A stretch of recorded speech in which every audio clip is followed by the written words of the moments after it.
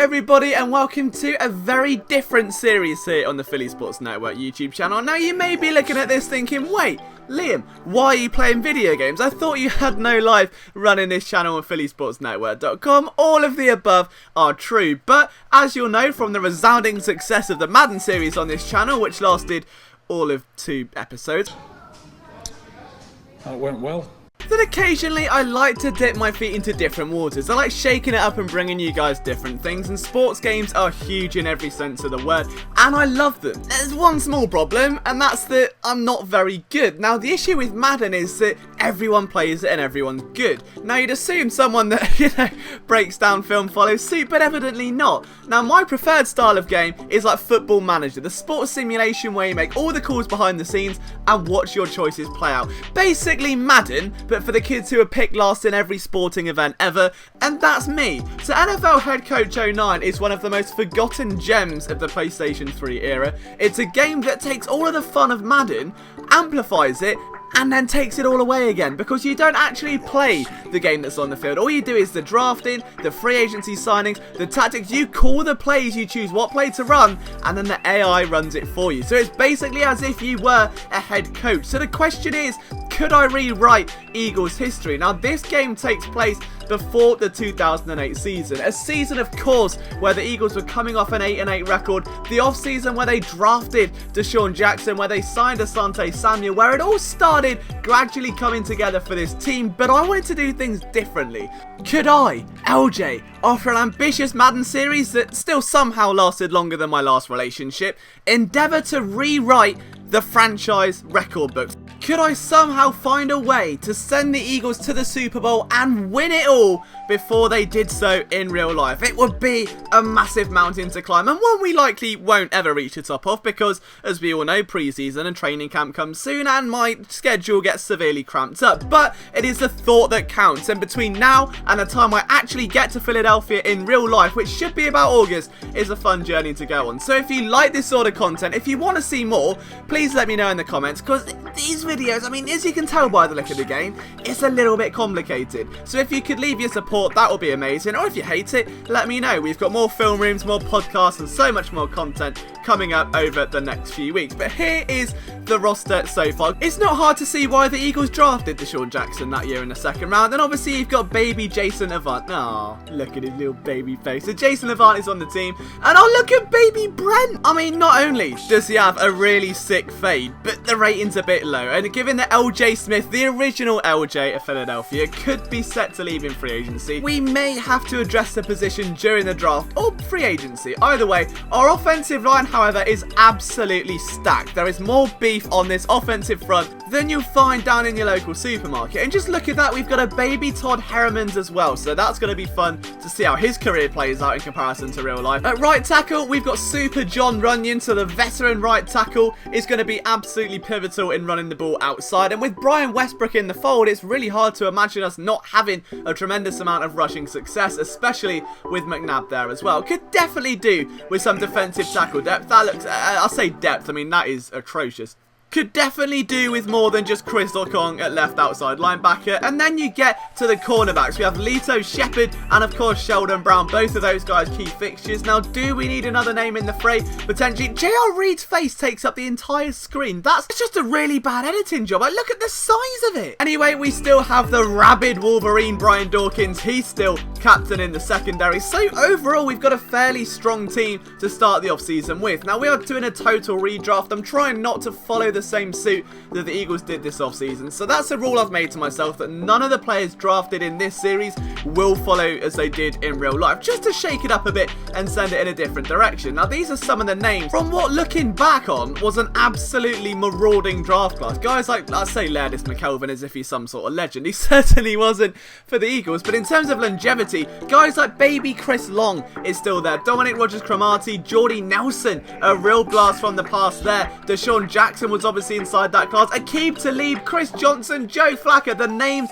go on and on and on. So it's a really deep class. There's plenty of talent, but the important thing to remember is that we can't view this class as if they've just played their real life career, because this is totally different. This is going off potential, and these are the needs we have. So a starting tight end, as I predicted. Then we also need to get ourselves a starting left end, at least 85, and a new right outside linebacker. So the first stage of the offseason comes in scouting players. Now the Senior Bowl is a thing on this game, and I wish that Madden would incorporate this. It's such a cool feature. You get to choose which players you scout and which players you interview, and this took me a solid 47 minutes. So we're going to skip through this. You're just going to get an idea of the players that we're talking to, potentially targeting as the draft comes near. But there's no real major shocks. It's just looking at guys. I mean, that guy's got a 1 overall somehow, so that's impressive. But it's looking at the players that fit positions of need. And then we get to the combine results. So obviously when looking at quarterbacks, the first thing I look for is 40-yard dash time.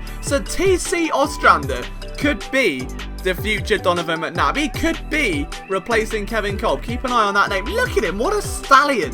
What an and I love Stanford quarterbacks. You know, if you follow PSM for a while, the hill I die on is Kevin Hogan. So is Ostrander going to be the future of Philadelphia? I don't know.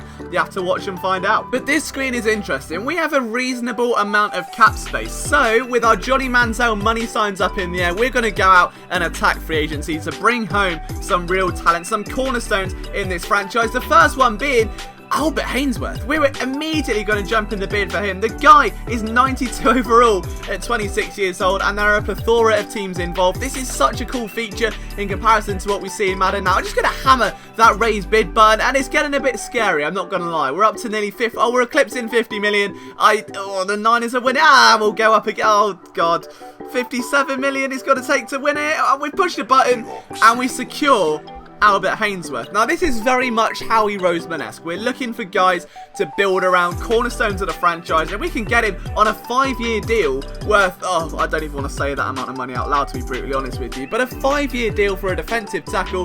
What's the one thing we've learned about the Eagles, folks? You build from the ball out, and also don't play sticks defense on 3rd and long, but that is not the point. We're focusing on what really matters here. But when I said that we're not going to draft the same way as the Eagles, that didn't mean I could pass up on my guy Asante Samuel, someone that has been so kind to Philly Sports Network, that has had 3 interviews with us in 2 years, but more importantly is a Pro Bowl corner at 88 overall. But Liam, wait, what about Lito Shepherd? What about Sheldon Brown? Don't you worry, because in this 4-2-5 defense they can all get on the field and all be best friends and create arguably the best secondary in football. You've got Brian Dawkins, Lito Shepherd, Sheldon Brown, and Asante Samuel. Tell me you're not flustered, because I'm a little bit under the weather right now. So we're gonna that's a lot of money, isn't it? Another 44 million gone. So spending doesn't exactly seem to be a weakness. I'm quite good at losing money very fast. And we're also going to sign linebacker Michael Boley as well. So 24 years old, 83 overall.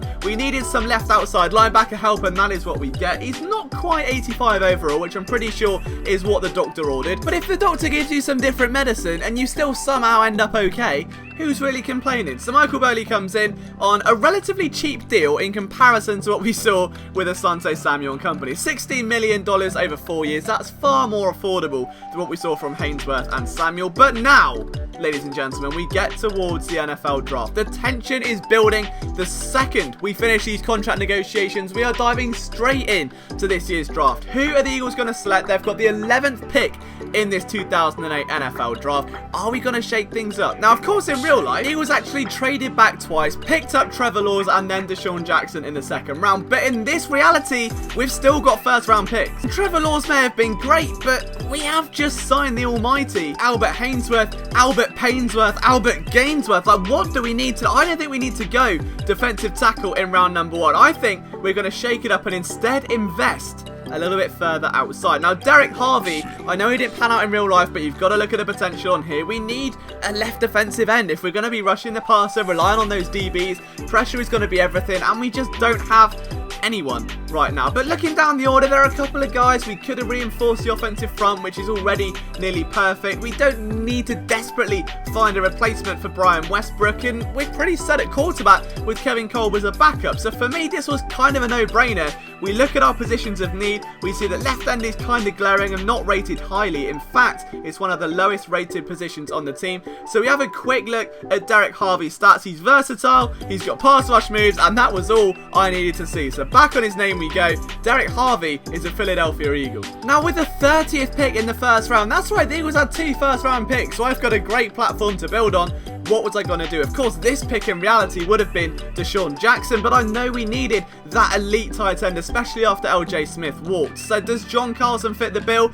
I'm going to be honest, guys. I started scrolling through, I got a little bit lost, and I kind of ended up forgetting to scroll back up. I wanted to find myself an elite tight end. I saw Fred Davis with his explosive plays ability, and I was like, yeah, we'll have him. Now that was a reach that even my 38-inch vertical couldn't pull off properly, so it was a bit of a bad pick on my end. I'm sorry about that in advance if anyone is already facing moral dilemmas of whether watching this series is good for their sanity. I can't answer that for you. But now we move into the second round and beyond. Now the Eagles went without a draft pick in the second round, which made the importance of the first 2 even more significant. So it's a great job. I definitely didn't mess up. However, in the third round, I decided to turn my attention to a backup for Brian Westbrook. And if we're not going to broach wide receiver, if we're not going to get the speedster we want, I've always had the opinion that you can find wide receiver talent really late on in the draft. And if we can maybe just start grooming the eventual heir to Brian Westbrook's throne, someone that has all the potential, that's built like a freight train, can come in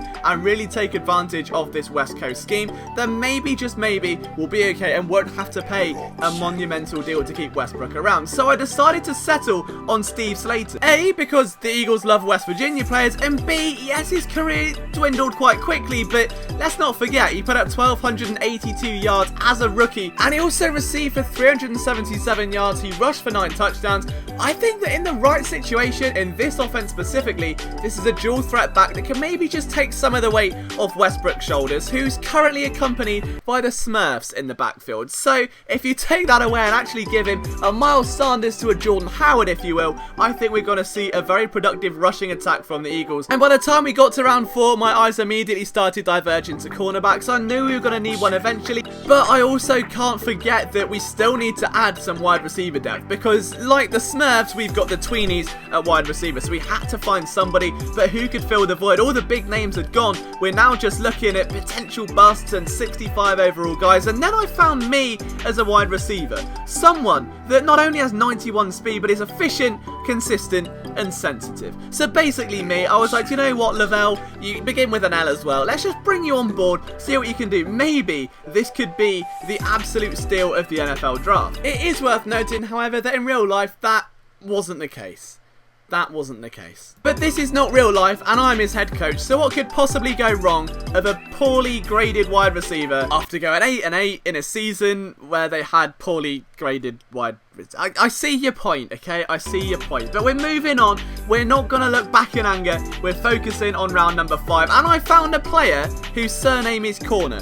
Reggie Corner, and he plays corner. He carved out quite the career for himself in real life, but the fact his surname is Corner, he plays corner, and he's being drafted as a corner to a team that really likes corner. It's too much corner for me not to draft him, so we do end up taking Reggie Corner. Now, lurking deep in the barrels of this draft class, I found Pierre Garçon. Now, that is an unreal pick if you consider the longevity of his career. I doubt it plays out that way in the game, but it's worth noting. So instead, naturally, of finding a wide receiver that had a productive career in real life, I take a gamble on Michael Uratia, who didn't have a productive career. You're missing the point, okay? It's all a bit of fun.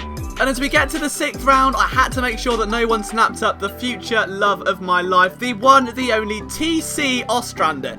It had to happen. We had to select him. So TC Ostrander is a Philadelphia Eagle, and who do we spend pick number 7? I don't know. It's round number 7. If I'm honest, I just randomly selected a right guard and thought maybe he'll end up being our version of Jordan Mailata, except the fact that he's not called Jordan and he doesn't play right tackle, but it is the thought that counts. So there, ladies and gentlemen, is our first ever Eagles draft class. Now, I know that was on screen for about 2 seconds, probably because that's how long this series will last, so don't get your hopes up too much, unless you show some support. If you really like this series, make sure you drop a like, leave a comment, and let me know, is it the bad jokes keeping you around? But I'll tell you something keeping me around, undrafted free agents. Now, I didn't realise this was in the game, the same way it is in Madden, but a lot more refined. You can have 5 on your team, so immediately, Pierre Garçon, Orlando Scandrick, we have a a couple of other names that we looked at as well. But this is how your Eagles team looks going into training camp. That's right, this game has training camp. It's that far ahead of its time. Now, it does look a bit of a mess menu-wise,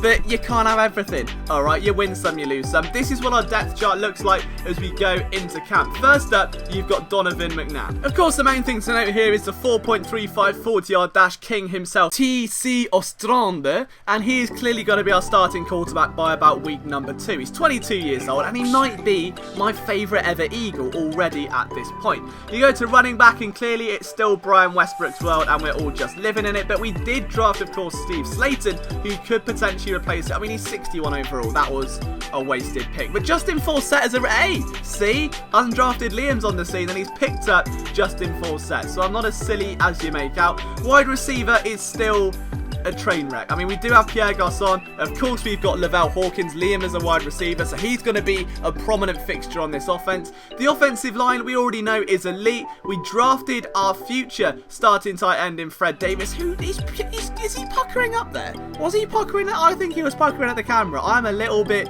concerned at the SAS levels coming from Fred Davis so early on. Maybe it means he's going to blow the league up. Only time will tell. That is the T, though. Derek Harvey is going to blow the league up. That's what we all care about. Albert Hainsworth, our free agent addition. Michael Bowley starts at left outside linebacker. And as we get into the secondary, prepare to get flustered one more time, because that just looks a bit naughty, doesn't it? Oh, we picked up some undrafted guy as well. But that is it, guys. If you want to see more, if you want to see how this team can maybe go on to win a Super Bowl, let me know in the comments. Leave a like if you enjoyed it. I'll try to get a video up every single week if you do. If you don't, I won't. It's that simple. But you can follow me on Twitter at Liam Jenkins PSN. I'll see you next time.